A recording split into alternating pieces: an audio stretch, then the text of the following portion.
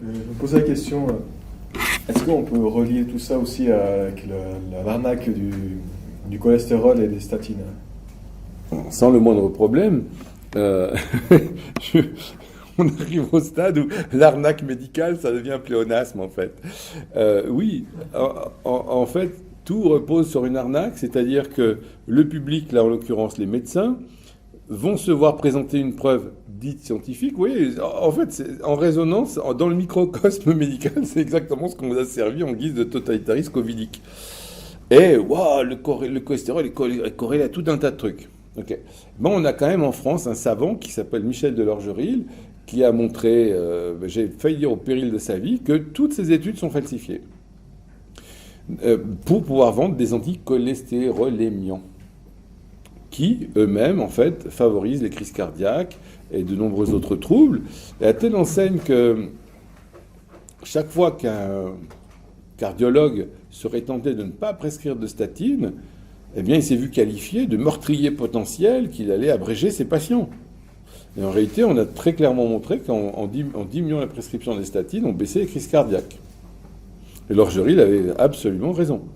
Mais c'est vrai pour strictement tout. Je crois que vous n'avez pas encore mesuré. En fait, la corruption en médecine est telle que si vous imaginez un cadavre, vous en mettez encore une centaine d'autres à côté, puis vous faites une grosse montagne, vous laissez pourrir le tout, et vous n'avez même pas encore une idée de ce que c'est que la corruption médicale. C'est épouvantable.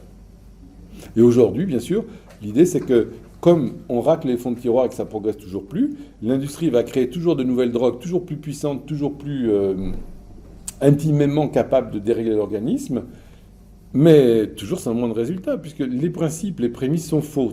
C'est pas en tapant sur un mirage avec des canons toujours plus gros que vous allez exterminer le mirage. Et on en est malheureusement là. Ça va, j'ai répondu à la question. Lisez Michel Delorgeril, c'est absolument frappant. En réalité, comme je vous l'ai dit, la médecine classique industrielle, son étalon de vérité, c'est l'expérimentation en double aveugle. Ce qui, sur le plan, je dirais, conceptuel, sur le papier, pourrait être justement la preuve de la vérité. Mais il y a des tas de bémols. Il y a déjà un bémol sur le plan conceptuel, et il y a un bémol encore plus important sur le fait que c'est financé par l'industrie. Aujourd'hui seulement, on est en train de montrer comment l'étude de Pfizer et des autres a été totalement vérolée pour vendre leur vaccin, mais complètement vérolée, je veux dire, en dépit de toute pratique de science, en se réclamant de la dite science. Mais il faut bien que vous compreniez qu'à une époque où c'était les homéopathes qui engageaient leur responsabilité, leur notoriété, leur crédit médical pour faire de la recherche, ça n'a plus rien à voir avec une industrie qui vous sort un truc comme ça, imprimé avec Dieu sait qui derrière. Comme on l'a vu dans le Lancet, quand il s'est agi de dégringoler l'hydroxychloroquine, ils ont tué des gens en donnant des doses invraisemblables pour démontrer que c'était un produit dangereux. Et c'était tellement bidonné que même le Lancet, du coup, ils n'ont pas pu le garder plus de 15 jours, ce truc-là, en disant, mais attends, vous foutez de qui? Et n'empêche que ça a servi de justificatif pour interdire l'hydroxychloroquine. Donc vous voyez à quel point tout ceci est terrifiant, parce que derrière, on a aussi la propagande servie par des moyens illimités. J'ai pas compris si vous essayez de dire que la démarche scientifique en elle-même est biaisée, mais que certains incapables d'arriver au vrai, ou si au contraire c'est plutôt la démarche scientifique pourrait être bonne, mais elle est corrompue par l'argent. Parce qu'en fait, la vérité étant définie comme l'adéquation du concept au réel, à part en expérimentant sur le réel, on n'a quand même pas beaucoup d'autres moyens d'arriver au vrai. Donc ça me semble quand même possible de faire de la science correctement, que le problème c'est plutôt la corruption, mais est-ce que c'est ça que vous essayez de dire Donc ça prouve que j'ai essayé de le dire maladroitement. Enfin, en fait, on est par excès, on finit par détester toute forme de science, parce qu'aujourd'hui, le fait, c'est qu'il y a cette corruption. Alors, on finit par détester toute forme de science, comme tu le dis. C'est que aujourd'hui, la science n'est plus une recherche indépendante, mais la science est entièrement financée par l'argent, par la grande finance. Donc, on ne peut plus croire la science, parce qu'en fait, c'est une idéologie qui se justifie par de la science trafiquée. J'ai surtout pas dit que on devait condamner la recherche parce qu'il n'y a pas de vérité accessible. J'ai essayé de le dire au départ en disant justement que Karl Popper a réfuté Hume. C'était la position de Hume, Et Popper a démontré que si vous avez une théorie qui résiste le plus longtemps possible à la réfutation, il y a de grandes chances qu'elle soit vraie. Regardez l'homéopathie qui survit avec quand même sur la tête les efforts conjugués de puissance illimitée sur le plan propagande et compagnie. Pourquoi ? Parce qu'on ne peut pas se heurter, on se heurte à un moment donné au mur de la réalité. Et là encore, entre le mensonge et la vérité en termes, je dirais, d'énergie, c'est ce qui prend le moins d'énergie. Ce que je dis est vrai, j'ai rien besoin d'autre pour le soutenir. Tandis que pour créer une illusion, pour créer un mensonge, l'entretenir, alors là, il va falloir commencer à soudoyer Père, Paul, machin, imprimer des trucs, inventer un texte, etc. Et vous voyez que ça arrive à une débauche d'énergie qui est exponentielle et qui est celle de la médecine classique, qui se maintient malgré tout. Aujourd'hui, si on regarde le niveau de santé avec l'argent dépensé par tête de pipe, c'est assez rigolo. Alors vous avez les pays genre Haïti, tout ça, qui arrivent là près de l'abscisse et des ordonnées. Puis à mesure que vous montez, alors on arrive en Suisse avec des dépenses extravagantes pour un niveau de santé qui n'est pas glorieux, et on arrive maintenant aux États-Unis avec quelque chose encore au-dessus, sauf qui régresse. Ce qui est logique, hein, au bout d'un moment. Alors, là encore, vous voyez, le problème, c'est pour soutenir le mensonge, on a introduit un concept extrêmement puissant qui est celui du relativisme. C'est-à-dire que tout le monde a raison. Donc personne ne peut avoir vrai, ni tort, mais en gros, tout le monde est vrai. Par exemple, là, aujourd'hui, je vous dis, je suis la réincarnation de Akhenaton, ou si vous voulez, moi-même, je suis un faucon. Ça ne se voit pas comme ça, parce que j'attends de trouver mon chirurgien pour me greffer des plumes. Et enfin, ce jour-là, je pourrai enfin extérioriser mon vrai moi, qui est celui du faucon. D'accord ? Eh ben, on va m'écouter en disant « Ah ouais, dis donc, ce mec, qu'est-ce que c'est fort ce qu'il dit, tout ça », au lieu de me dire « Mais pauvre con, atterris, t'es tout ce que tu veux, sauf un faucon. » D'accord ? Je suis même peut-être un vrai con. D'accord ? Et c'est ça qui devient extrêmement toxique, c'est que le relativisme, à la fois, ça alimente, je dirais, la bien-pensance et la pression sociale, parce que vous n'osez pas dire, vous arrivez avec le mec pomponné dans tous les sens qui vous dit « je suis une gonzesse », bon, bah attends, mon petit, l'hôpital, c'est par là. Et en fait, non, vous êtes en train de l'écouter, ah ouais, c'est vachement intéressant ce que tu as à dire, vous voyez, délirant. Et en plus, du coup, le relativisme sape même la réflexion, la recherche de la vérité, puisque mon opinion sur la médecine, qui est passée au feu de la critique depuis 40 ans, et de me confronter à la réalité du terrain depuis 40 ans, et depuis 40 ans d'études assez acharnées sur un sujet relativement ardu. Donc cette opinion, eh bien, elle vaut autant que celle du premier charretier venu qui a lu 3 lignes dans le petit école de la mode, qui va venir me dire « mais non, l'homéopathie ici et ça ». Et vous voyez encore la réussite du système, d'être arrivé à ce niveau de bêtise. J'espère que j'ai répondu. Alors, question, sortir de ce système délirant en tant qu'individu, j'imagine les possibilités. Est-ce qu'au niveau collectif, on va arriver à un écrasement de cette folie, ou quelles sont les possibilités de sortir de ce système ? J'avais très très peur qu'on me pose la question. J'ai tourné la chose dans tous les sens. Dans un premier temps, je me suis dit, la seule solution, c'est l'insurrection, qui est légale en France. Hein. Je vous signale que c'est dans les droits de l'homme, en 1793, dans le 93, si vous préférez, l'insurrection est le moyen pour le peuple, ou toute partie du peuple, machin, etc. Sauf que justement, la médecine a prévu le coup, il n'y a pas d'insurrection possible. C'est pour ça que, là encore, ça m'a développé encore un aspect de la médecine que je n'ai pas développé, c'est qu'à mesure que vous rendez les gens dépendants de drogue, d'antidépresseurs, que vous les rendez de plus en plus déments et qui se complaisent dans leur folie, il n'y a aucun moyen qu'ils se révoltent. Ils sont déjà soumis, dégénérés par la médecine classique. Admettez que c'est quand même très fort. En conséquence, je crois qu'il faut se reporter aux époques du christianisme antique. Je crois que tout ce qu'il nous reste à faire, c'est de prier et puis d'essayer de dire, voilà, on va raisonner de manière un peu décalée. C'est quelque chose ce que je vais développer comme notion, est quelque chose qui échappe à tous les dictateurs, à toutes les idéologies, à tous les plans en gros, qui consistent à dire que par un moyen humain, on va améliorer les choses. Alors, surtout, là encore, je ne vais pas dire ce que je n'ai pas dit, c'est que je n'ai pas dit qu'il ne faut pas se chauffer, je n'ai pas dit qu'il faut revenir aux voitures à cheval, etc. Ça, c'est une chose. Il y a le développement, c'est aide-toi et le ciel t'aidera. Mais ce que je veux dire, c'est que si ce monde, enfin cet univers a été créé par Dieu, il n'y a que lui pour pouvoir le réparer et finalement le sauver éventuellement. Et tous les pièges à compte successifs, ça consiste à dire, bougez pas les gars, j'ai trouvé le système, on va faire à la place de Dieu. Je ne sais pas si j'arrive à être à peu près suivi dans ce que je tente d'exprimer, j'y vais prudemment pour pas que ce soit mésinterprété. Par exemple, c'est un de mes sujets favoris, alors je reviens là-dessus, ma femme dit que je radote, mais c'est vrai que c'est tellement passionnant à étudier. Quand le proto-islam est arrivé, ça a été justement dans l'idée de dire, écoutez les mecs, on va quand même pas continuer d'attendre que le Messie revienne, nous on va faire le boulot à sa place, et après en son nom. C'est ça l'idée de base. On est dans une ambiance apocalyptique du 7e siècle, avec redescente imminente du Messie. Bon, il vient toujours pas, bougez pas, on va arranger la sauce. D'accord ? Donc c'est une déviation en réalité de l'espérance chrétienne. Et je crois du coup qu'il n'y a pas d'autre chose à faire que de revenir à l'espérance chrétienne, parce que j'ai vraiment rien d'autre à vous proposer. Il va falloir attendre que ça finisse de se décomposer en fait. Je crois qu'on n'a aucun moyen matériel de s'opposer à ça. Parce que par définition, tous les moyens matériels leur appartiennent. Ils ont tout.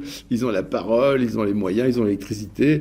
Tout ce qui restera, c'est de continuer, nous, à se propager en étant inoxydable de l'intérieur. Je ne vois pas d'autre façon de faire. Et puis d'affronter les pires sévices, parce que ça va probablement arriver. Merci. Je suis navré de ne pas pouvoir vous proposer mieux. En fait, je voulais rebondir sur ce que vous avez évoqué tout à l'heure sur la décorrélation qu'il y a entre l'argent investi par l'industrie du médicament et de la santé et la santé réelle des gens. Je voulais vous interroger en tant que médecin homéopathe. L'homéopathie s'appuie essentiellement sur la notion d'énergie vitale, d'énergie nerveuse, qui est reprise aussi par la naturopathie. Est-ce que vous, aujourd'hui, en pratique clinique au quotidien, vous observez aussi une décroissance de la santé réelle des individus au point qu'ils répondent moins bien à ce que vous mettez en place en termes de stratégie avec l'homéopathie?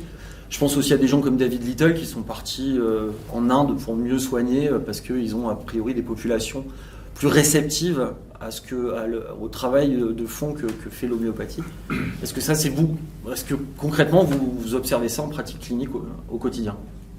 C'est une très belle question, merci de me l'avoir posée. D'abord, je ne sais pas si tu sais, mais David est un vieil ami, ça fait 25 ans qu'on se fréquente. Il a eu la faiblesse de me citer dans pas mal de ses bouquins.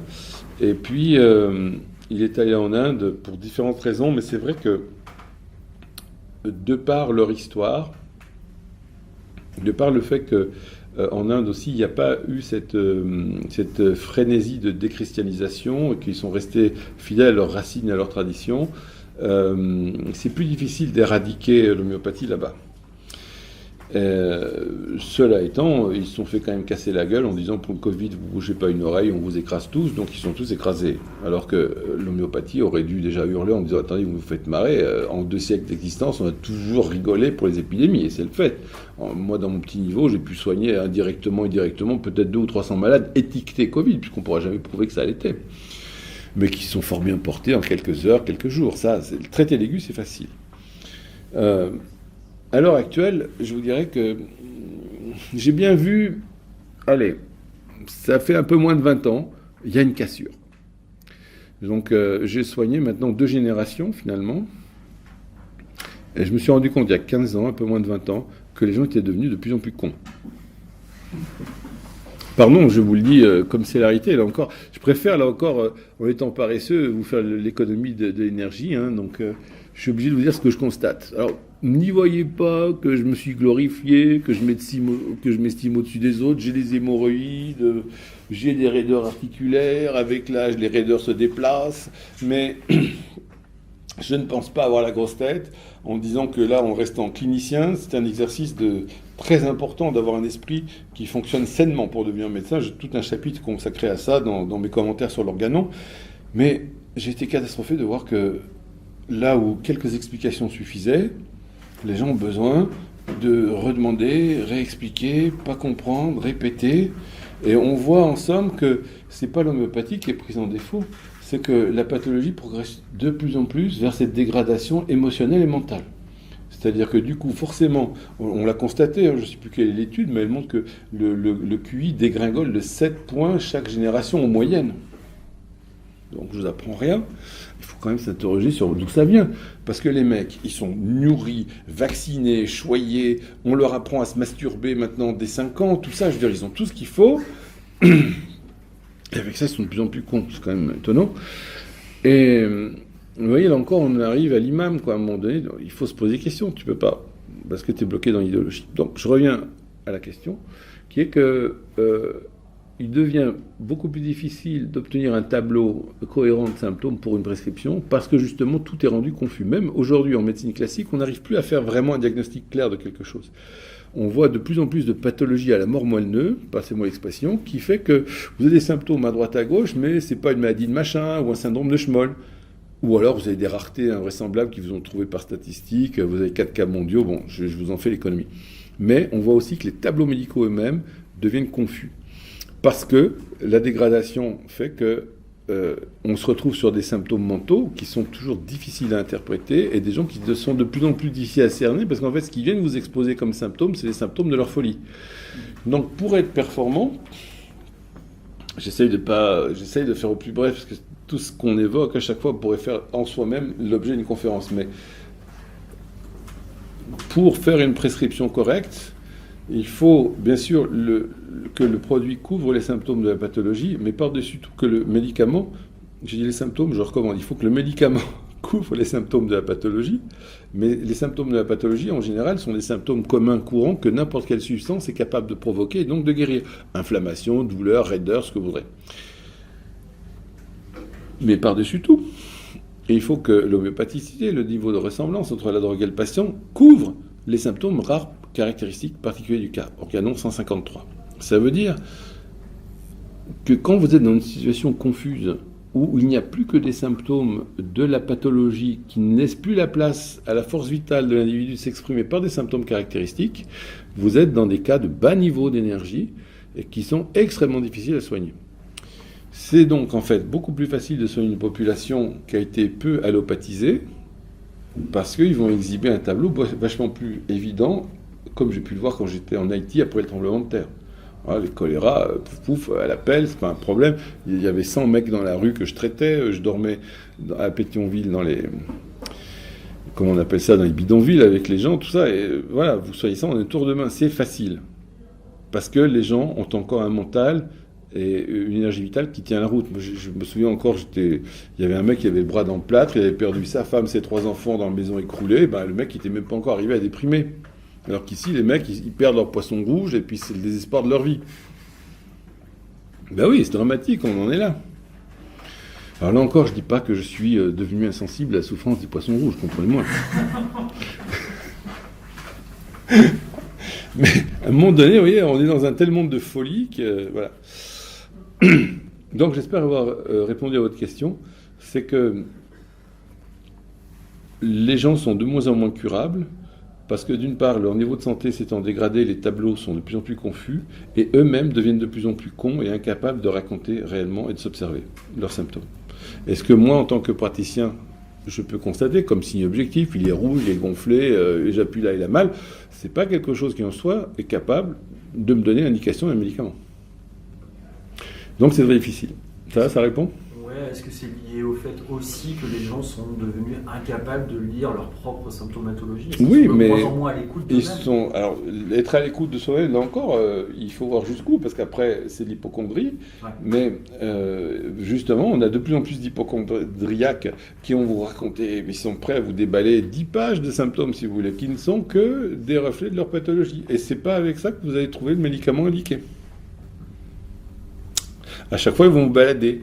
Alors, ils vont vous donner de manière prééminente tel groupe de symptômes sur lequel vous allez pouvoir identifier je ne sais quel remède que vous allez vous faire un plaisir de prescrire. Et après, ils vont dire « Oh, ça m'a aggravé, j'ai ça en plus, j'ai ce truc. » Ils sont très difficiles à traiter, voire incurables. En tout cas, à mon niveau de compréhension de l'homéopathie. D'accord ? Les questions les plus simples sont souvent très utiles. Qu'est-ce que l'homéopathie? Si vous pouvez expliquer juste rapidement le concept. Excusez-moi. Alors là, c'est vachement dur comme question, effectivement. Je rebondis sur ce que je disais au début. Vous avez Pilate qui demande au Christ qu'est-ce que la vérité, et le Christ ne répond rien, justement. Là, c'est un peu pareil. L'homéopathie, c'est l'ensemble de lois qui sont déduites de l'observation de la maladie et de la santé, et qui sont les seules lois qui existent en matière de guérison des gens. Donc on peut le dire comme ça. C'est-à-dire qu'en fait, chaque fois que vous introduisez un médicament, une substance active dans l'organisme, sans le savoir, c'est les lois de l'homéopathie qui vont s'appliquer. Un patient, je vous l'ai dit, est capable d'exprimer une totalité de symptômes. Cette totalité de symptômes, de la tête aux pieds, elle est malheureusement réfractaire, elle existe, vous êtes obligé de faire avec. Mais ça tombe bien, parce que toutes les substances elles-mêmes sont capables de créer une totalité bien particulière, dépendante de la drogue. C'est-à-dire que toute substance que vous allez absorber possède un potentiel de dérèglement de l'organisme qui va être caractérisé sous la manière d'une maladie artificielle, si vous préférez. D'accord ? Si vous prenez de la ciguë, on voit très très bien les effets que ça va produire, avec une paralysie progressive jusqu'à ce que vous finissiez par suffoquer, etc. Mais on va avoir tout un tas de symptômes qui sont la maladie de la ciguë. D'accord ? Et donc, vous ne pourrez avoir de guérison, et ça ne pourra jamais être autrement. C'est navré, encore, c'est comme Mercure, il tourne là, mais voilà. Vous ne pourrez avoir de guérison que si vous avez la totalité du patient qui est en adéquation avec la totalité que la drogue est capable de produire. C'est-à-dire qu'il faut qu'il y ait vraiment un match parfait entre ces deux entités. D'accord ? Et donc, incidemment, ça vous permet de comprendre que si vous avez Alfredo qui a pris je ne sais quel médicament, qui vous dit « Putain, c'est génial, grâce à ça, j'ai plus mes migraines, c'est extraordinaire, c'est fantastique », et que Pierre a pris le même médicament en écoutant Alfredo, qui l'avait tellement bien vendu, qui dit « Oh, j'ai pris ton truc, j'ai dégueulé, j'ai eu mal partout, qu'est-ce que tu me racontes ?» Eh bien, justement, c'est que dans le premier cas, il y avait une adéquation relative sans le savoir, en faisant de l'homéopathie sans le savoir, avec la drogue qui collait à peu près à l'état du patient, et l'autre, c'était absolument le mismatch total, donc il a bénéficié que des symptômes toxiques de la substance. Et donc, en réalité, chaque fois que vous avez des guérisons, et ce qu'on appelle guérison, c'est que le symptôme est parti sans qu'il y ait dégradation de niveau général. Une véritable guérison s'est produite. Eh ben, Hahnemann l'a montré, il s'est fait plaisir, en citant que la science de son époque, que les publications allopathiques de son temps.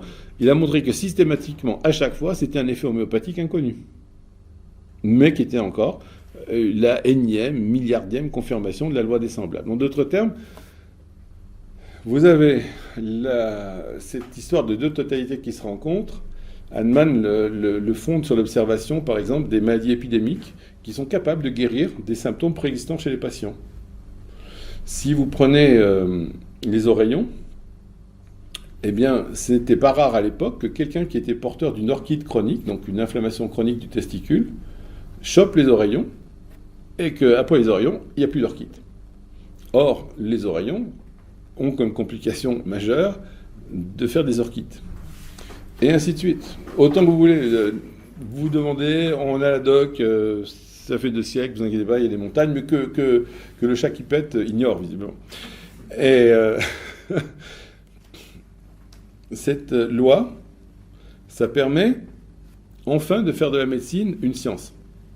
C'est-à-dire que ce qui nous est vendu comme science médicale actuelle, ce n'est que des statistiques mensongères pour établir un système totalitaire, faire du fric, rendre les gens plus malades, plus soumis, etc. Vous voyez le cercle vicieux, j'ai cru essayer de vous démontrer. Mais songez qu'à l'heure actuelle, la médecine, c'est la seule branche des sciences où, contrairement à tout ce qu'on attend d'une science, c'est-à-dire l'observation des phénomènes pour déduire les lois qui régissent ces phénomènes, ça se fait pas. Ça, surtout, on n'y pense pas. Non, je vais prendre un symptôme isolé, je vais montrer qu'en donnant telle drogue, ce symptôme régresse, et j'appelle ça de la science parce que j'ai fait des stats. En oubliant, bien sûr, j'ai oublié de démontrer ça encore, mais que ces statistiques appliquées aux humains, c'est une déviation totale de la réalité. En fait, c'est tiré de l'agronomie, où dans l'agronomie, on peut supposer que des graines soient toutes identiques, quoi. Elles pèsent à peu près pareil, ils n'ont pas de cheveux, grosso merdo, on va dire, on peut faire des stats. Mais quand vous rentrez chez les humains, osez dire que vous prenez 2 cohortes, avec une c'est kiff-kiff, l'autre c'est kiff-kiff, et puis juste ce qu'ils ont comme différence, c'est que les uns ils prennent le médicament et pas l'autre. Déjà en soi c'est une escroquerie. Mais encore, la méga escroquerie, c'est de pas faire une 3e cohorte qui elle ne prend rien du tout non plus, qui est même pas dans le coup. Vous voyez, comme référence, ça on n'a pas.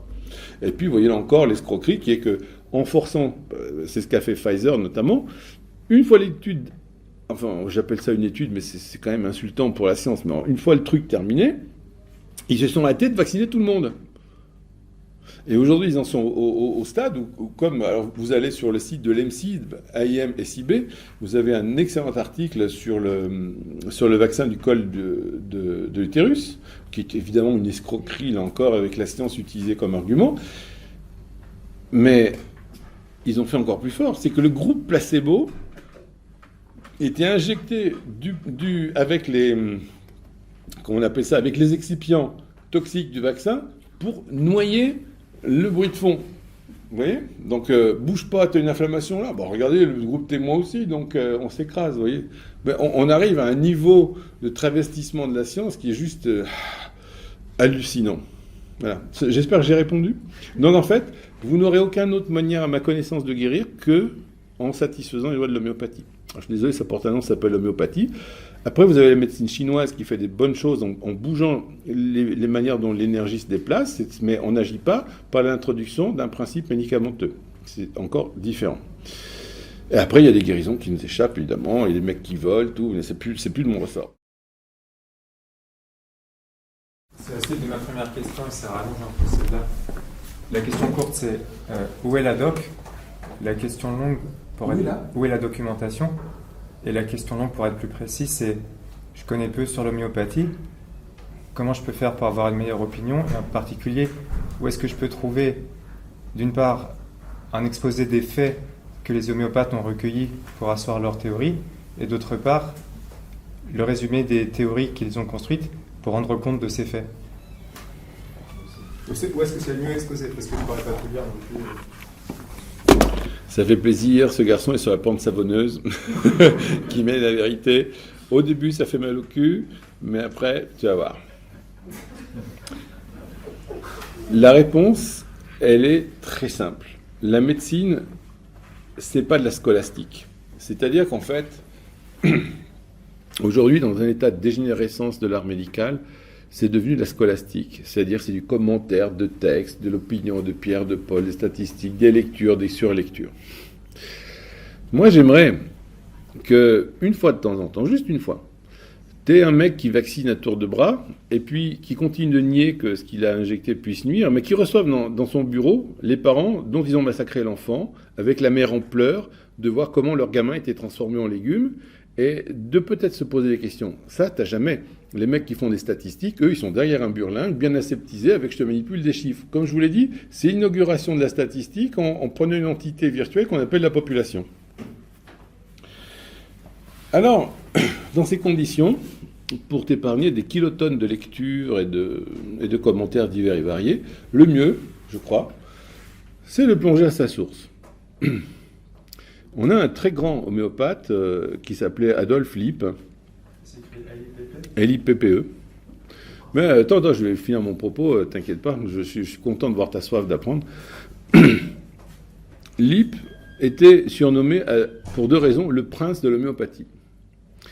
Le prince de l'homéopathie parce que c'est Adolphe von Lippe, von machin, enfin t'as un truc long comme le bras, émigré d'Allemagne aux États-Unis, et le prince parce qu'en fait le mec il arrivait à un score, on ne sait pas s'il loupait les gens, que ce soit en aigu ou en chronique, c'était absolument hallucinant de le voir faire. Et donc, je pense que c'est quelqu'un d'autorisé pour nous dire ceci. Il disait, s'il a fallu, Lippe dit ça dans sa position, il dit, s'il a fallu 55 ans à un génie clinique comme Hahnemann pour expérimenter, déduire de l'expérimentation et de l'observation et nous léguer un organon constitué, alors il faut le même temps pour des gens normaux comme nous pour arriver à s'approprier l'organon.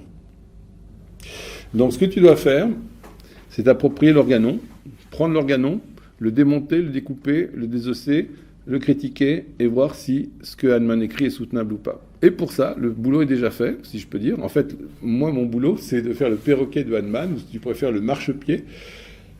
Je vais t'envoyer par un PDF le premier mois de commentaires sur l'organon, et tu vas commencer à raisonner, à critiquer. Et la chose extraordinaire, c'est que très peu de gens qui se disent homéopathes ont étudié l'organon. Parce que là encore, on arrive au « je veux vite apprendre, je veux vite savoir, je vais te donner des globules ». Hahnemann, organon, O-R-G-A-N-O-N. Organon. Samuel Hahnemann. Donc j'ai écrit 2 volumes de commentaires. Alors j'ai retraduit l'Organon de l'allemand, parce qu'on a une 6e édition posthume en fait, dont l'histoire est rocambolesque, et je te fais grâce ici. Mais j'ai fait, rien que sur l'Organon, 300 heures de vidéo pour que je puisse lire le texte, vous le commenter, le développer, pour aider, parce qu'en fait, Hahnemann, ça rappelle un peu ce que disait l'empereur à Mozart en sortant de son truc. Il disait Monsieur Mozart, c'est vraiment très bien, mais il y a vraiment trop de notes. Et en d'autres termes, chaque mot est pesé. Et n'oublie pas que c'est l'époque des Goethe et des autres, c'est-à-dire qu'on est des nains aujourd'hui par rapport à ces gens-là. Tu vois ? C'est-à-dire que les mecs, ils te mettent en une phrase, tu dois t'y reprendre pour être sûr que tu as bien capté et que, en fait, chaque idée qui va être exposée va en générer d'autres. Tu vois, ce que je veux dire, c'est que c'est pas du tout un texte fermé. Je dirais même ce que je constate, l'Organon apprend à apprendre. Étant donné que pour atteindre le vrai, on n'a que, en dehors de la théologie, l'usage de la raison et l'expérimentation, il y a bien un endroit où ils doivent situer une liste de faits et après proposer des raisonnements.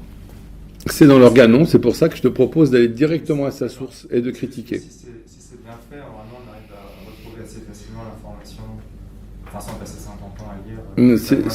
C'est ce qui va se produire, et c'est un texte qui date de 1843. Et c'est là que ça va être très très intéressant comme challenge. Donc ce que je te propose de faire, c'est de faire le pari, de nous retrouver ici dans un an, que tu étudies l'Organon, et que tu viennes leur dire en quoi ça a pu te changer ou pas. On fait le challenge ? On parie un bon repas, ça vous va ? Et là, ça devient intéressant, parce que l'idée, c'est pas d'aller voir des statistiques, des opinions, etc., mais de dire, qu'est-ce qu'il raconte ? Peut-il avoir raison ? 2, je le soumets au test pour vérifier moi-même. Et 3, je conclus. Et ça, c'est la démarche scientifique. C'est-à-dire que là, ce qu'il est en train d'avoir, c'est la vraie démarche scientifique.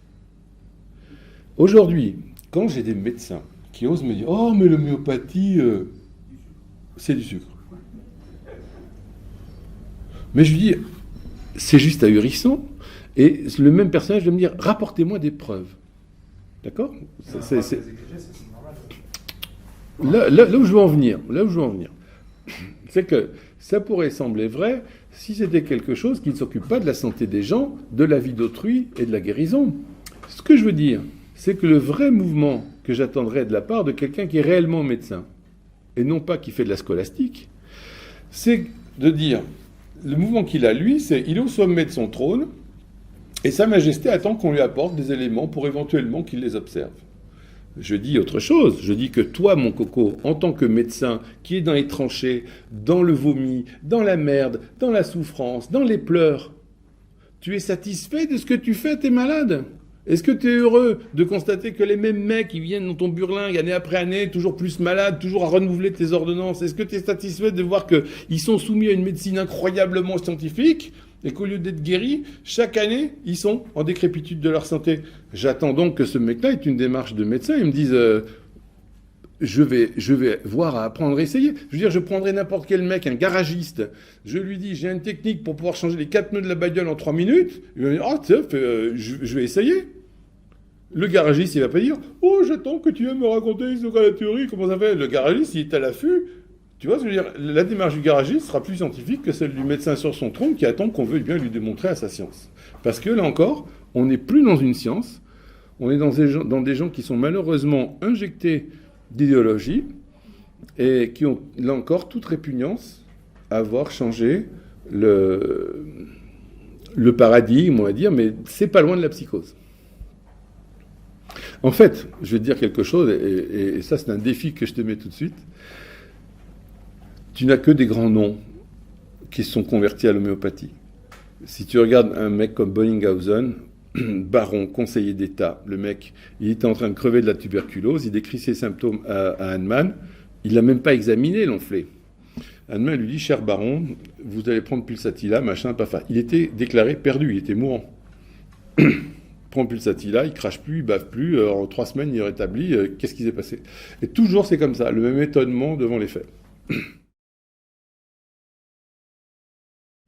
Pour être plus précis, il y a 2 problèmes en fait. C'est d'une part, est-ce que ça marche vraiment ? Ça, je suis prêt à l'accepter. Et d'autre part, Comment est-ce que ça marche? C'est vraiment deux choses différentes d'expliquer comment ça marche et de vérifier si ça marche.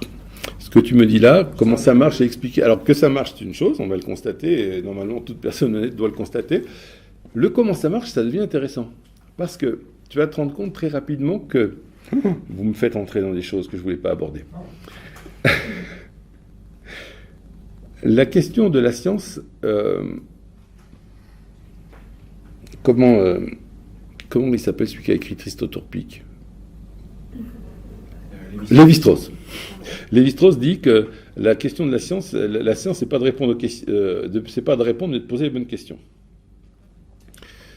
Les explications demeurent pour moi toujours du domaine de la métaphysique. Avant de répondre à ta question, si tu permets, je vais juste décaler d'un cran pour revenir à mon sujet favori qui est celui de la gravitation. Newton décrit qu'il y a une force qui s'exerce entre deux corps qui est inversement proportionnelle au carré de la distance, machin. Ok, il y a une force, super sympa, ok. N'empêche que avec ces équations, on est foutu non seulement de mettre des machins sur orbite, mais même d'aller sur Mars, sauf quand tu as une équipe qui travaille en mètres et l'autre en inch. Bon, ça c'est un autre problème. Mais chaque fois, c'est les mêmes lois qui s'appliquent. Ça a l'air de marcher très très bien. Alors arrive Einstein qui te dit « Ah mon coco, t'as tout faux. C'est pas une force, c'est une déformation des géodésiques de l'espace-temps. » Ok, alors donc, là encore, vous admettrez le saut conceptuel, c'est-à-dire que l'espace est dénué de matière, il n'y a pas d'éther, mais ce truc-là se déforme, et c'est cette déformation qui fait qu'on a l'impression qu'il y a une attraction, sauf que, en fait, c'est une pente qui nous attire. Ok, putain. Alors, question B, pourquoi la matière déforme les géodésiques de l'espace-temps? Là, on est vachement emmerdé, tu peux y aller, tu peux sortir tous les tenseurs de Ricci que tu voudras, toutes les théories, eh ben, il n'y a pas d'explication. C'est-à-dire qu'en substance, à la fin, l'explication, tu l'as pas, la science, elle se contente normalement d'être descriptive. J'en reviens maintenant à la médecine.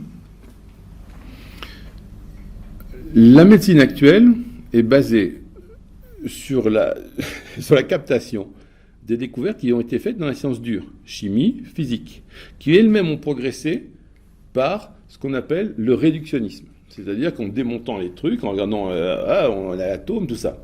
Sauf que vous avez un grand prix Nobel qui s'appelle Lewin, je ne sais pas si je prononce bien son nom, mais il démontre en réalité que à chaque niveau de complexité, mais Popper dit la même chose, vous avez apparition de lois qui sont indépendantes du niveau en dessous. C'est-à-dire, en fait, ça ne sert à rien de savoir quelle est la couleur des électrons pour savoir si tu es amoureux d'Alfreda. C'est ça, tu pourras toujours aller dans tes électrons, tu ne sais pas que tu es amoureux d'Alfreda. C'est-à-dire qu'avec une organisation supérieure se développent des lois inhérentes, propres à ce domaine-là, qui sont indépendantes des lois du niveau inférieur.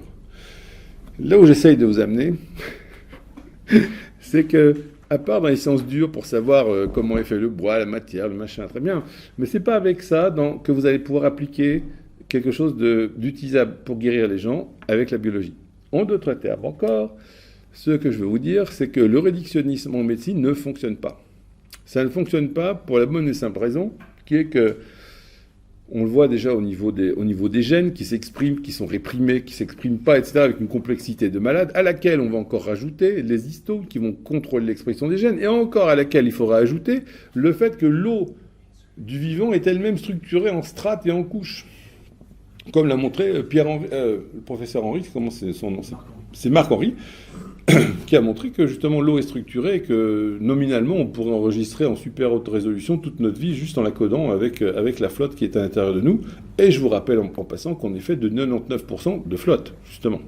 Si on compte en statistique une protéine contre une molécule d'eau. Et donc le réductionnisme nous amène à chaque fois à croire qu'on découvre quelque chose, alors que c'est une simplification au milieu de quelque chose de toujours plus complexe, dans lequel on ne pourra pas avoir le dernier mot. Pour faire simple, je crois que c'est 10 puissance 13 cellules, paraît-il, qui nous constituent, ce qui représente grosso merdo 100 fois le nombre d'étoiles dans une galaxie. Si vous pensez connaître le mode de fonctionnement de chaque étoile, je vous souhaite beaucoup de plaisir. Et si vous pensez qu'au sein de chaque étoile, ou si vous préférez de chaque cellule, vous pourrez comprendre le mécanisme qui nous échappe complètement, parce qu'il doit bien y avoir au moins autant, 10 puissance 13, mécanismes intracellulaires pour produire la vie, qui nous échappe toujours, c'est un mystère total. Et là, on en revient à la vision matérialiste. C'est-à-dire qu'il est faux de croire qu'en désossant, en décapant, en coupant, en voyant avec un microscope, on va comprendre mieux les choses. C'est le moyen qu'on a, à moins que ça soit révélé, justement. Alors là, on rentre dans deux choses. Il y a une révélation chrétienne, bien sûr, mais il y a le fait que c'est un autre outil qui doit être adapté à la médecine. Ce que je veux dire par là encore, c'est que ce qui nous est probablement permis de comprendre, c'est le monde inanimé, mais le biologique demeure en fait un mystère. Et alors, qu'est-ce que je dis en disant ça? Je ne dis pas qu'il n'y a justement pas de loi, je suis en train d'expliquer que les seules lois qu'on connaît, c'est la loi des semblables. Ça veut dire que ce biologique déréglé s'exprime par des symptômes. C'est tout ce qu'on peut dire à notre petit niveau de connaissance. C'est-à-dire que tu connais la vieille blague entre Dieu et un chirurgien, quelle est la différence? Dieu ne se prend pas pour un chirurgien. Et très humblement, bien sûr, c'est intéressant de savoir qu'il y a une pompe cardiaque, qu'il y a le mécanisme de la respiration, etc. On connaît les grandes avenues. Mais aller plus loin, en fait, ne sert à rien, parce qu'en réalité, c'est une connaissance qui peut être bonne à savoir. Je suis content de connaître la structure en double hélice de l'ADN qui a été volée par Watson et Crick à un autre auteur, etc. C'est encore toute une histoire. Mais bon, c'est de la science. Je suis content d'avoir la photo de la surface de Pluton. C'est de la science. Maintenant, quand on tombe malade, la seule chose que je peux constater, c'est que j'ai des symptômes. Et ces symptômes, je suis bien d'accord de dire qu'ils sont produits par un organisme déséquilibré. Quelle est la nature du désordre interne? Finalement, je l'ignore totalement. Mais ce que je sais, c'est que cet ensemble de symptômes, c'est l'empreinte indirecte de ce dérèglement interne. Tu vois la manière de raisonner. C'est-à-dire qu'en fait, pour opposer la démarche réductionniste, Hahnemann introduit une autre notion, c'est celle de la Gestalt. Je vais essayer d'expliquer encore autrement les choses. Normalement, dès les premières notes, tu dis « Ah, c'est du Mozart ». Ou quand tu vois un arbre, tu vois que c'est un arbre parce que tu n'as pas associé feuilles, branches, écorce, tronc, racines, machin. Tu vois la forme, c'est un arbre. C'est exactement ça l'idée. En réalité, donc, cette image qui nous est offerte par des symptômes objectifs, par des symptômes subjectifs, et troisième catégorie de symptômes, par ce que l'entourage observe, qui est fondamental, on a une image indirecte du désordre interne. Point barre. Ensuite, si on progresse le raisonnement, si cette image se maintient dans le temps, c'est-à-dire que si ce patient continue de manière inébranlable à nous présenter la même totalité, on est obligé, et on va arriver au seul postulat d'Hahnemann, l'unique postulat, paragraphe 9, on est obligé d'arriver au fait qu'en amont des organes, il y a quelque chose de déréglé. Parce qu'on ne peut pas admettre qu'il y ait une glande de la maladie spécialisée pour rendre malade. On ne peut pas admettre non plus que l'organe lui-même soit malade sans qu'en amont, quelque chose soit dérégulé dans la manière de son fonctionnement. On est donc obligé d'admettre que très en amont, quelque chose est déréglé qui soit un point central commun à tout cet ensemble. C'est pour ça qu'on est obligé de quitter le domaine organique et de dire il y a une force vitale. Et Hahnemann, avec une avance intersidérale, il y a 2 siècles et demi, écrit que ce que nous nommons maladie ne provient de rien d'autre que du désaccordement de l'énergie vitale. Point barre. C'est le seul postulat. Et on est obligé d'admettre qu'en effet, on touche, tu vois, à quelque chose qui est proche de la théologie, c'est la nature intime de la vie. Ce n'est pas du chimique. Ça, au moins, j'en suis certain. C'est encore moins de l'organique et de l'anatomique. Et le dérèglement ne peut être que de nature dynamique, immatérielle. Et ça, imagine de le dire en 1843. On a parlé de différents symptômes de la société moderne, et puis il y en a un vraiment qui me pose question. Je trouve qu'on a vraiment, surtout dans la civilisation moderne occidentale, des beaux burn-out à foison, des gens en dépression à foison, et puis les solutions, on va dire, entre guillemets, qui se trouvent, que j'ai pu constater, c'est soit les gens vont au psychologue ou au psychiatre durant des années avec bien souvent des traitements médicamenteux, soit ils vont dans des religions ou des sectes pour se sauver, entre guillemets. Donc du coup, ma question est, alors j'imagine déjà, est-ce une solution viable, ces deux voies? Surtout la voie psychiatrique, j'imagine que non, mais j'aimerais quand même avoir votre point de vue. Et sinon, quelle est la vraie solution, si on peut dire ça comme ça, qui est saine à long terme? Si vous l'avez, hein, bien évidemment. Alors, ce que je ne veux surtout pas émettre, c'est un point de vue. Parce que vous voyez, le point de vue est par définition relatif. Alors que j'essaye d'exprimer depuis tout à l'heure que la médecine doit devenir une science, et pour ça, il faut quitter l'approche réductionniste d'un côté, il faut observer les symptômes, déduire les lois, et ça s'appelle l'homéopathie. Donc en fait, justement, on fait que démontrer ce que j'essaie d'expliquer. Plus vous allez soigner les gens par allopathie, donc par un mécanisme opposé aux symptômes sur lequel vous ciblez, qui va empêcher de s'exprimer, c'est chiant à répéter la même chose. Alors certes, les gens ne meurent plus directement d'épidémie de pneumonie, mais à la place, ils sont toujours plus frappadingues. Et pourquoi ? Justement parce que plus vous allez supprimer la possibilité pour l'organisme de faire des manifestations aiguës, plus vous allez le plonger dans un état chronique. Alors, on peut opposer ainsi deux groupes de personnes, on peut les classer facilement en A, B, C, D, le groupe A qui est jamais malade et le groupe C qui est jamais malade. Qu'est-ce que je viens de dire là ? Alors, le groupe C qui est jamais malade, à tous les coups, il y en a parmi vous. C'est-à-dire que on va prendre quelqu'un qui va dire moi non, je suis pas malade, j'ai jamais de fièvre. C'est-à-dire que l'étalon de mesure, c'est dire je tombe jamais malade. Alors c'est très bien, sauf qu'on fait abstraction du fait que vous avez des angoisses, que vous êtes déprimé, que vous avez des douleurs ici et là, mais en fait vous tombez pas malade. C'est-à-dire qu'en fait l'organisme n'a plus les moyens, littéralement plus les moyens, de produire un épisode aigu, infectieux, inflammatoire, sur lequel on va vite taper, alors non plus par des saignées, mais par des anti-inflammatoires. Et le groupe A, qui existe de moins en moins, c'est comme les Indiens, ils ont fini par se réfugier là-haut sur la montagne, ou les Kabyles, les pauvres, et donc il s'est passé que ces gens-là, qui ont une hygiène de vie, pas trop de pollution, tout un ensemble socio-économique, je dis pas du tout que ça joue pas son rôle pour la maladie, eh bien, ils sont bien, c'est-à-dire qu'ils vont de temps en temps avoir un truc aigu, mais hop, ça se répare en 2 jours, et ils vont bien. Ça, c'est le groupe A. Donc, vous voyez la subtilité. Ici, on est dans une situation où toute la planète a été noyée pour la toute-puissance de l'industrie chimique. Et donc, toute la planète, volontairement ou involontairement, parce que Dieu sait ce qu'on respire, ce qu'on inhale, ce qu'on avale, se retrouve pollué. L'organisme étant perturbé, il n'est plus capable de faire autre chose que des symptômes émotionnels. Et on avait, par exemple, à mon époque, quand je débutais, le grand truc des gens là, qui voulaient se spécialiser, c'était de devenir allergologue. Parce que le fric était là, en d'autres termes, vous aviez les victimes qui se pointaient, ils étaient tous allergiques, tout le monde était allergique, et vas-y que je te désensibilise.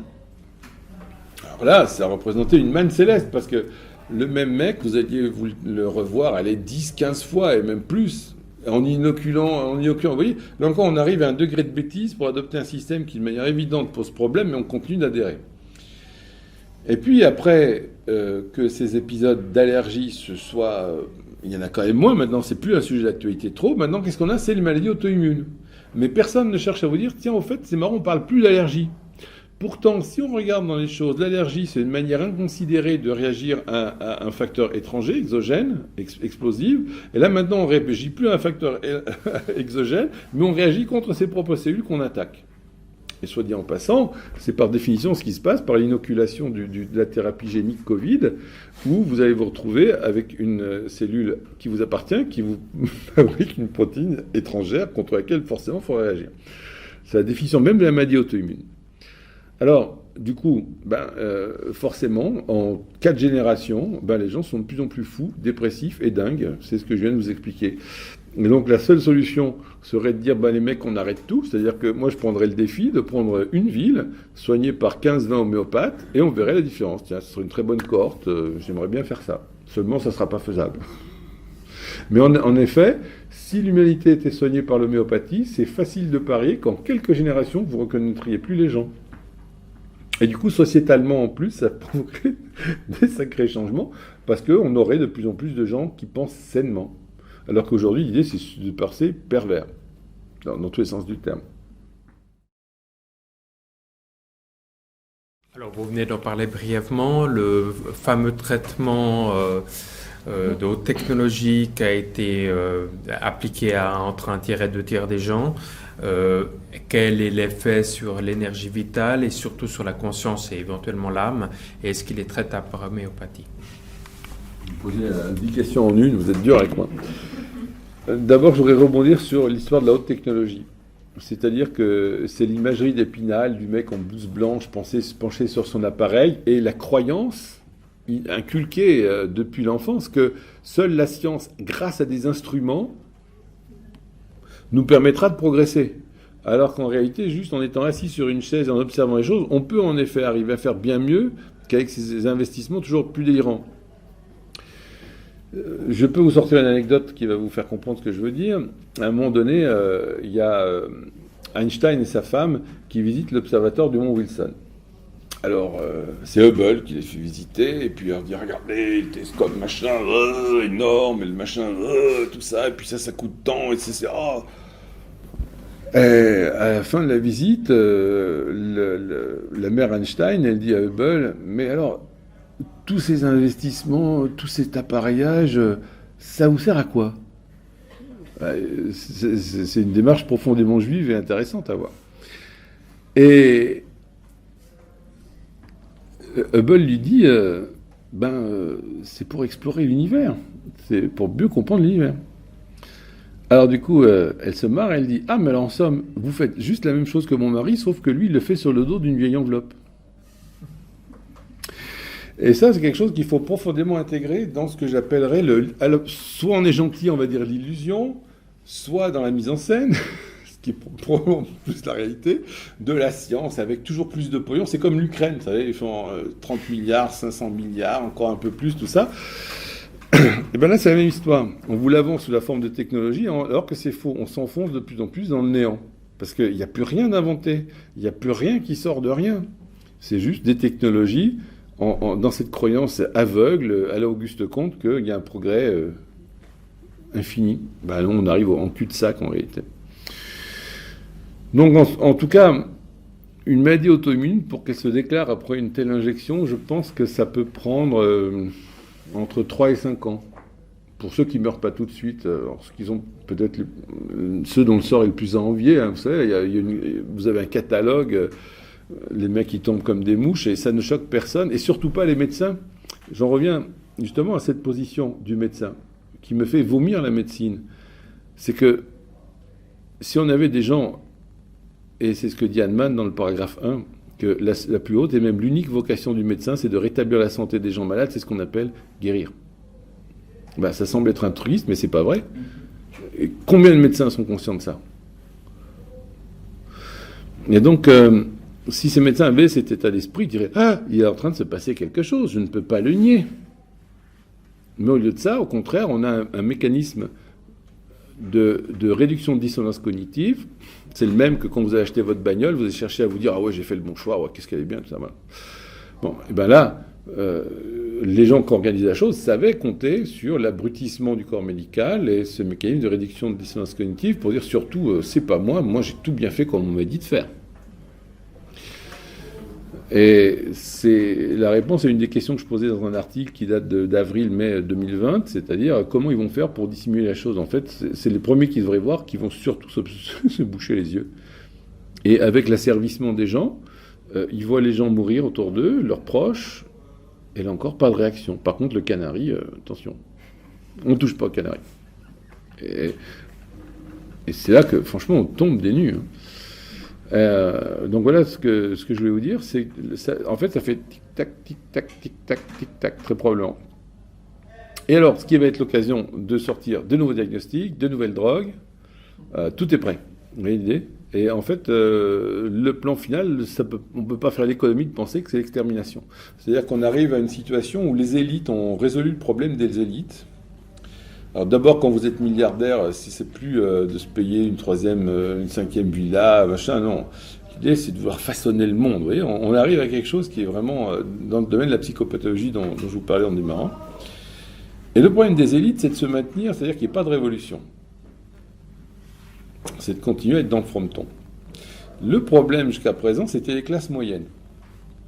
C'est toujours les classes moyennes qui foutent la merde, parce qu'ils pensent, ils réfléchissent, ils font des théories, ils ont des idéologies. C'est comme ça qu'il y a eu Jean-Jacques et tout le merdier qui s'en est suivi. Mais bon, ça a été servi probablement par des choses beaucoup plus souterraines, peu importe. Mais c'est la classe moyenne qui fout la merde. Alors, les communistes ont trouvé le système, c'est qu'il s'agissait d'exterminer la classe moyenne pour garder que le prolétariat. Mais même là, ça a marché moyennement. Il y a eu des mecs comme Solzhenitsyn, tout ça, qui ont foutu la merde.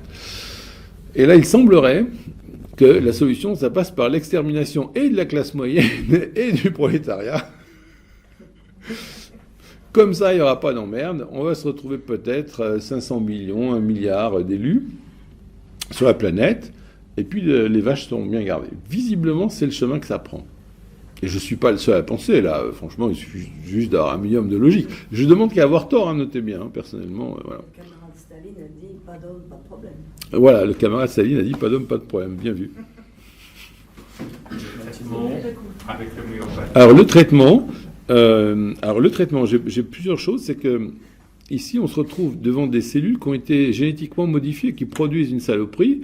Et vous voyez, normalement, quand on tombe malade, c'est un désaccordement de l'énergie qui nous rend susceptibles à toute une série de facteurs qui peuvent nous permettre de tomber malade. En fait, l'homéopathie, c'est vraiment l'incarnation de la vision hippocratique de la maladie. Sauf que là, on apporte les moyens d'être hippocratique. Là, c'est plus ça. C'est que vous allez avoir une maladie qui va se voir par des mécanismes thromboemboliques, notamment, et qui deviennent difficiles à soigner parce que c'est l'organisme qui a été programmé pour les fabriquer. Alors, je n'ose pas dire, il me semble avoir des résultats, mais je n'ai pas assez de patients, parce que j'ai été très profondément choqué de me rendre compte que je risquais de soigner un enculé qui ne me servait pas parce que je ne portais pas de masque, ou qui me donnerait aux flics pour m'embarquer dans la camionnette, là, que tout va bien se passer. Et donc là, j'avoue que j'ai quand même dérapé. Et pardonnez-moi, c'est très dur d'être chrétien, hein, je vous dis. Franchement, comme disait Gandhi, bon. Et donc, en ce moment, je suis surpris de mes résultats avec le PRP. Alors, je ne vous vends rien non plus, pardon, vous voyez, je déballe le truc, je fais ce que je peux, et je veux ni vendre quoi que ce soit, ni convaincre qui que ce soit. Mais le PRP, en fait, ça fait ça fait bientôt 10 ans que je me suis occupé de ça, c'est du plasma enrichi en plaquettes, plasma riche en plaquettes. Et c'était la première fois de ma vie que j'entendais quelqu'un raconter les résultats d'un traitement en termes dithyrambiques, et je me suis dit, qu'est-ce que c'est que cette histoire? Je vais voir ce que c'est. Bon. Très rapidement, ça m'est apparu que le dispositif qui existait, c'était de la gnognotte, et qu'en fait, ça ne pouvait pas être du plasma enrichi, mais donc j'ai inventé un dispositif qui devient un étalon dans la manière, et donc j'ai vraiment ce qu'on peut appeler du PRP. Et un de mes premiers cas, ça a été un monsieur qui est le papa d'un de mes étudiants, qui est en train de développer une démence. Alors attention, hein, il s'est aggravé très rapidement, il fait glouglou. Hein. Et figurez-vous que c'est peut-être la seule fois de ma vie que sur la foi de 3 articles médicaux, j'ai dit on va tenter le coup. C'est-à-dire qu'il y a 3 ou 4 articles dans la littérature, si vous voulez je vous donnerai la référence dans le PubMed, qui montrent que par l'injection de PRP, on a vu régresser des paralysies en 2 ou 3 mois, parce que ça va provoquer la refabrication de cellules nerveuses. Alors pareil, vous injectez dans le genou, ça provoque du nouveau cartilage, dans les cheveux, ça fait repousser les cheveux, etc. Bon. Et donc je me suis dit, là, on pouvait croire ces articles, parce que justement, ils vendaient rien. Ok ? Et donc ce patient était mon premier cobaye. Alors, premier cobaye, je n'ai pas peur de le dire. Alors, vous voyez qu'on vit une telle folie qu'éventuellement, ils vont trouver des lois factices pour m'emprisonner en faisant ça. Mais qu'est-ce qu'on fait? C'est qu'on prend 25 ml du sang du patient, on les centrifuge dans mon machin, qui ressemble à un, comment on appelle ça, hourglass, sablier. Un sablier, on élimine les globules rouges, je pompe le plasma, les plaquettes, et on remet ça dans les veines. Franchement, on a vu plus agressif. Eh bien, croyez-moi ou non, mais dans les 10 minutes qui suivaient, le mec qui était complètement... enfin, vous voyez, je ne sais pas si vous voyez ce que je veux dire, dans un démon, quoi, ils sont ailleurs, hein, ben hop, il commençait déjà à atterrir et à nous parler, à nous répondre, alors que, je veux dire, 10 minutes avant, il était dans son état de démence. Donc maintenant, avec seulement quelques mois de recul, il y a un progrès considérable à chaque injection. Alors, en l'occurrence, je lui donne aussi Cifilinum, mais visiblement, à chaque injection, il fait des progrès. Et il y a eu une fois, la dernière, où je me suis dit, putain, il était tellement méfiant, tellement rebelle, que aller retrouver la veine pour réinjecter, je ne sais pas si vous voyez, on transpire quand même. Et donc, je l'ai fait partiellement en intramusculaire. Genre, c'est plus facile de viser la fesse. Vous voyez, on revient dans... Voilà, on a les mains dans le cambouis, quoi. Hein. eh bien, cette injection intramusculaire a fonctionné aussi bien que l'intraveineuse. À partir de là, je me suis dit, mon kiki, on va tenter le coup. J'ai un ou deux patients qui ont des spikes à plus savoir où les ranger, avec preuves biologiques à l'appui, etc. Je me suis dit, si ça cicatrise le tissu nerveux, pourquoi ça ferait pas du bien pour des mecs qui, après leur vaccin, sont vachement emmerdés?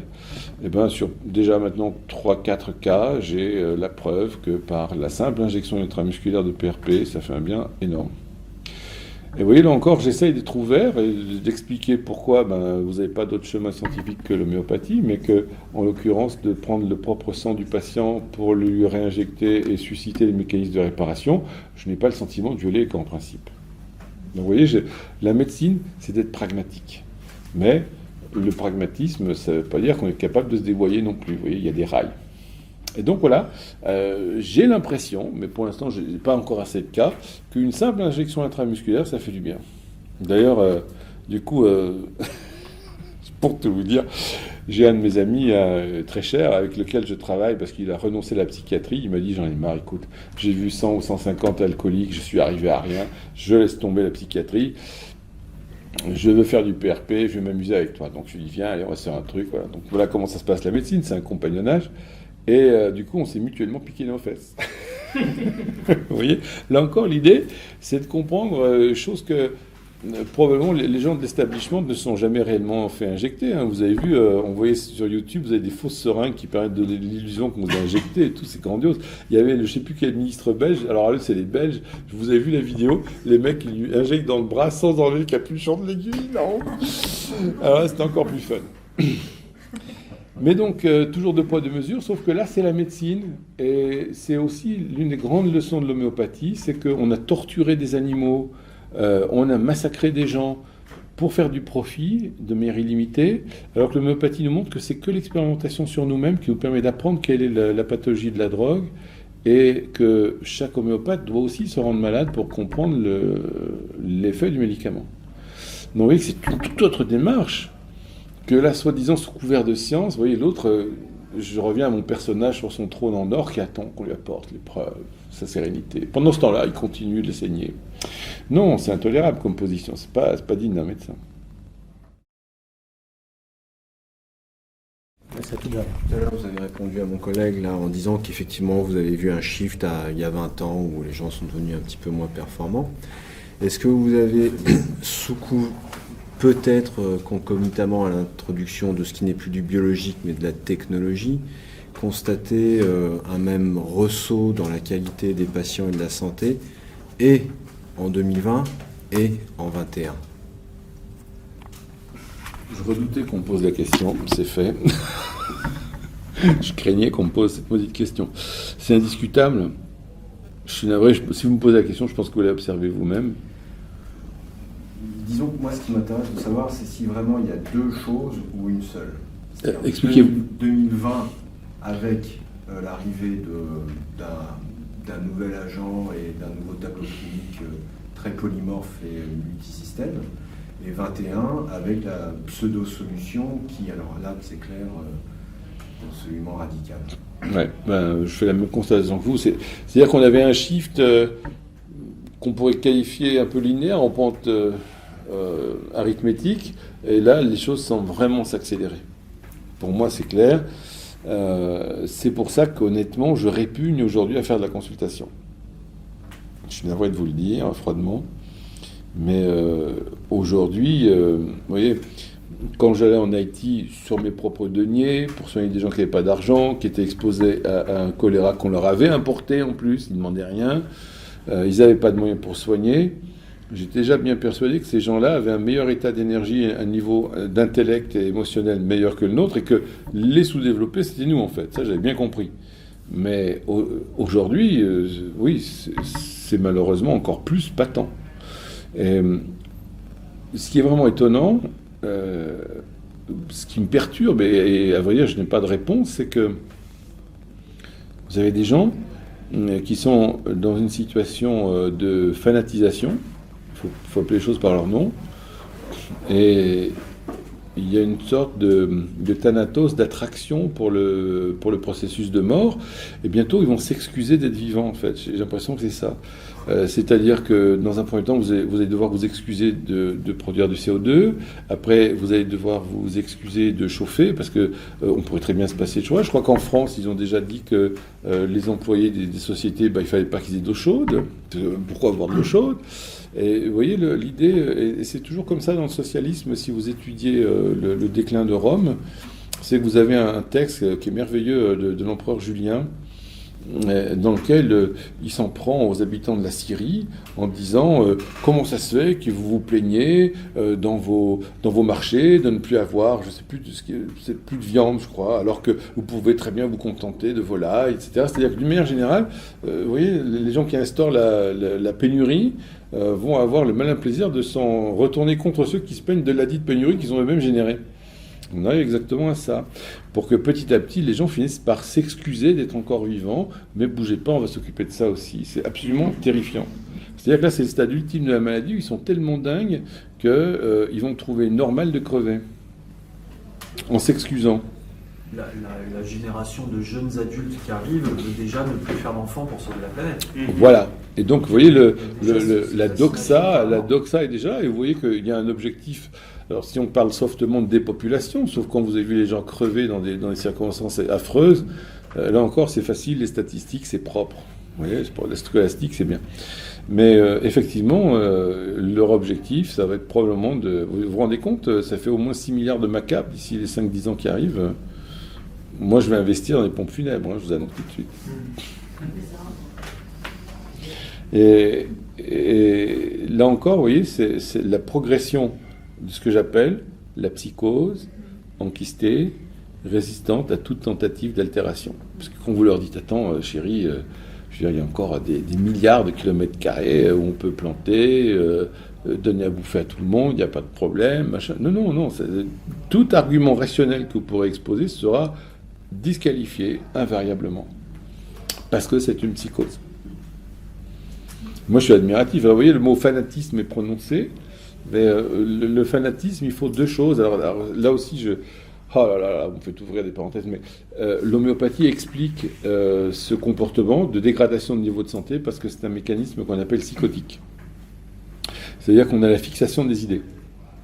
Il faut qu'il y ait une idée fixe, une répétition de l'idée qui devient de plus en plus inébranlable, qui va être le support de l'état fanatique. Et donc tout ça est induit, entre autres, par les traitements allopathiques et surtout la vaccination. Après, vous avez l'état syphilitique. Alors, comprenez bien que ces noms sont des étiquettes, parce qu'Hahnemann a observé cliniquement en premier qu'on ne guérit pas de la syphilis, donc c'est pas lui qui l'a appris, hein, on le savait, mais que les gens qui ont eu la syphilis transmettent à la descendance certains caractères. Et en fait, là encore, quand vous raisonnez sur un plan non matériel et dynamique, on va parler de la transmission d'un miasme syphilitique qui va ensuite atteindre certaines catégories d'organes, le cerveau, la circulation, les os, et avec une façon de fonctionner dans la tête qui est très syphilitique et qui est celle du totalitarisme, c'est-à-dire qu'il y a complètement la perte de vue de l'individu. Il y a un état où on dort plus la nuit, mais on est sur hyperactif la nuit. Il y a un état exalté au début, puis après qui devient crépuscule des dieux. Si vous regardez Nietzsche, par exemple, typiquement, c'est un sujet syphilitique. Super brillant au début, puis après finir chaise roulante, complètement en train de se chier dessus. Voilà, ça c'est syphilitique. Adolphe, Staline, qui est crevé, si on l'a pas empoisonné, d'une attaque cérébrale. Tout ça, c'est de la syphilis. Alors vous demandez, hein, vous regardez, il y a tendance aux fausses couches à répétition, folie dans la famille, vous avez tout ça dans les lignées de tous ces messieurs-dames qui ont voulu nous expliquer comment il fallait qu'on soit dans la société et tout ça. En fait, c'est une catégorie de gens qui me font chier. C'est tous ces gens qui pensent pour nous, mais putain, lâchez-nous les baskets. C'est-à-dire que si je suis un adulte, je suis capable de me gérer tout seul. C'est-à-dire que ce que je demanderais, c'est qu'un État me foute la paix. Du moment que je ne vais pas emmerder mon voisin, je voudrais faire ma petite vie tranquille. Mais ça, apparemment, c'est impossible. Mais c'est ça qui a fait le succès de Rome au début, pendant les 2-3 premiers siècles. Parce qu'en fait, Rome garantissait le citoyen contre les excès de l'État. Et après, ça a fini en socialisme soviétique délirant. C'est comme ça que les gens, ils ont dit oh, « On est envahis, bienvenue, on vous embrasse sur la bouche, on n'en peut plus. » Bon, j'espère que j'ai malheureusement répondu à la question. Ça se tarit, vous êtes fatigué, vous devez avoir faim. Ça fait combien de temps que je tiens un crachoir? C'est horrible. On va s'arrêter ici, on a encore un petit temps comme ça de libre où on pourra tous discuter. C'est notre niveau des livres, il y a des choses à manger. Il y a des filles dans l'assistance qui me fait plaisir, mais il n'y a pas de filles qui m'ont posé des questions. Ça, c'est pas cool. Hein. Vous n'avez rien à demander? Pour le faire en tête à Ah tête. si, il y en a une là-bas qui s'est planquée. C'est vrai. Mais là, pardon, je les voyais là dans mes 83 degrés. Pas d'autres questions? Bon. Merci à vous. Hein.